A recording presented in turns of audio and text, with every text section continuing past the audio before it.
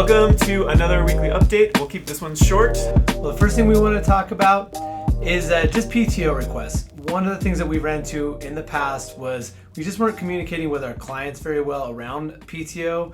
And I just want to call out first, Caroline, thank you for how you communicated to Vivint. It was really, really helpful that you got out in front of it. Communication is key. Make sure you're communicating your PTO to your clients, to the project managers, and obviously your leads already know because they're approving it. But just over-communicate PTO plans, yeah. All right, Scrib, take it away. Hey, gang. I just wanted to give a quick shout out to a handful of people. First off, the collaboration between members of the visual design team, I think this last week were like amazing. Joe, for starters, he helped when I was out and took on this really huge branding project to continue it forward, and they loved every single thing he did. And then when I came back, between Joe, Caitlin, and I, the collaboration was awesome. It was really cool to work that close with people on something that all three of us are so passionate about. And I think the work that everybody got out was pretty stellar. So I'm pretty happy about that. So Caitlin and Joe, thank you a ton. I couldn't have done a tenth of what was done without y'all. Next up, I want to thank the Cascade Dental team. They also kicked ass collaborating last week between Drew, Brad, and Taylor. They just took everything across the finish line. I think that I saw Drew and Brad working close together more often than they were working apart.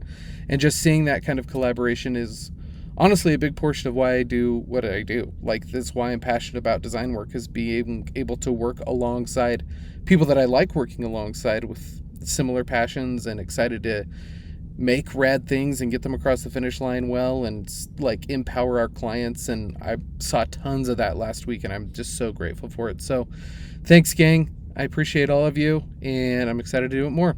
Awesome. Okay, so I'm going to walk you guys through what the hiring plans for the year looks like. Check it out. When we set out to attack this year, we wanted to hit 7.5 million to kind of tag our goal for the second time.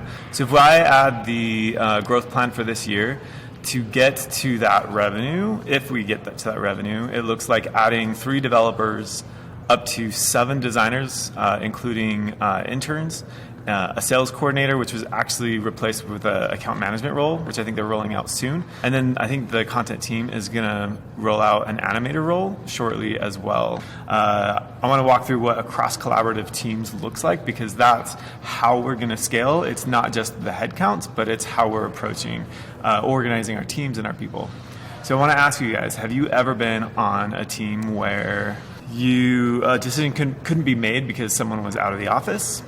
Have you ever been on a team where someone left suddenly and it took the team a while to recover from the loss of contact? Or maybe you were unsure of the value of the work that you were doing.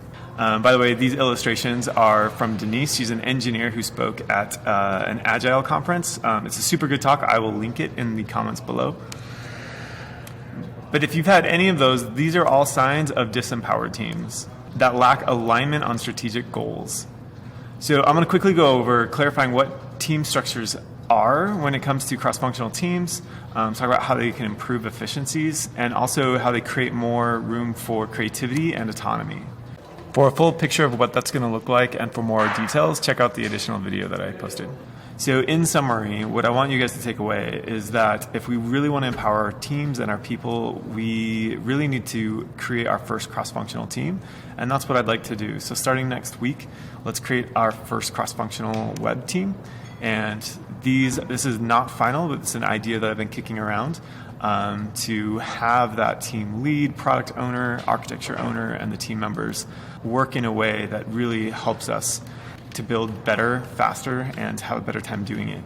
I want to repeat, this is subject to change, so we'll figure it out together. And the last thing we have for you is something to look forward to. And Sophia, take that away.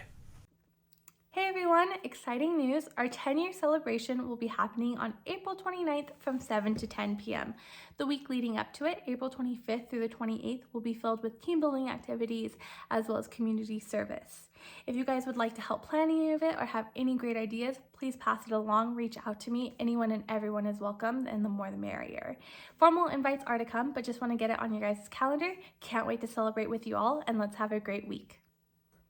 All right, thanks for that update, Sophia. Hope to see everyone here for the 10 year and celebrate that. Yeah, thanks, Anthony, for starting this thing 10 years ago. It's a long time. Thank you all for joining me, and for those that have been here since the beginning, thank you for just making Underbelly an awesome place. And for those who are newer and are just joining the team, the world is our oyster right now. See, did you get the watery theme there? Anyway, it's going to be an awesome party. I'm looking forward to hanging out with everyone.